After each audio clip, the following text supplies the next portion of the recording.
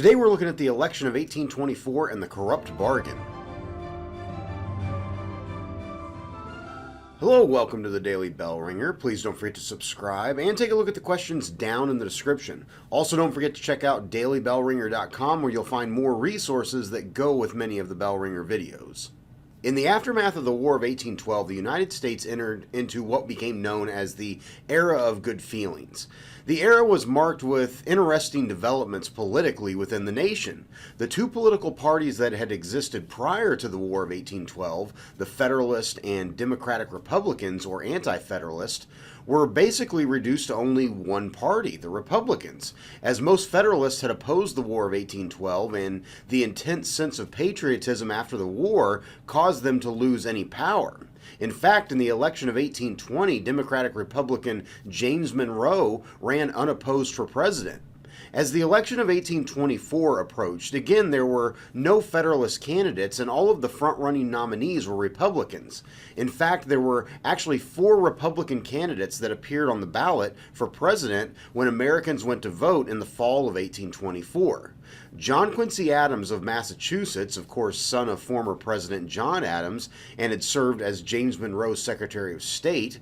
Then Andrew Jackson, who was serving as a senator from Tennessee and had gained enormous fame and popularity after leading Americans to victory at the Battle of New Orleans during the War of 1812.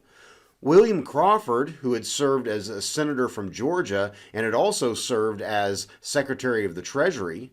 And lastly, Henry Clay, who was the current Speaker of the House from Kentucky.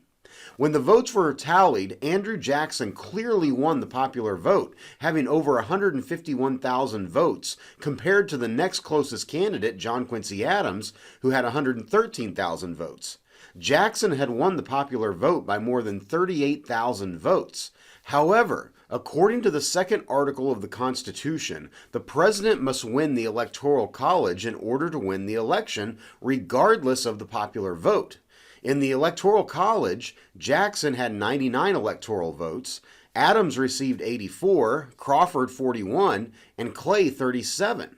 None of the candidates reached the required number of 131 votes needed to win the presidency. Since there was no winner in the Electoral College, according to provisions to the 12th Amendment of the Constitution at the time, the decision of who would be the next president was left to the U.S. House of Representatives, and this is where things really begin to get interesting. According to the 12th Amendment at the time, the House could only vote on the top 3 candidates. So Adams, Jackson, and Crawford were on the ballot for House members to consider.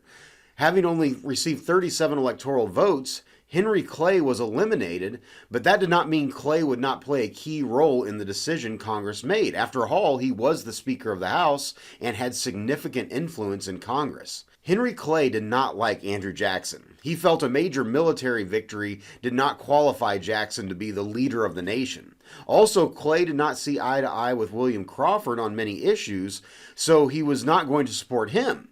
So Clay threw his support behind John Quincy Adams and was able to convince enough members of the House to do so also.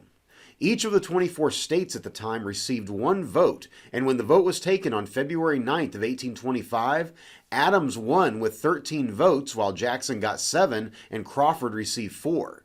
Andrew Jackson was furious, believing he would easily win considering he had the most popular votes and the most electoral votes.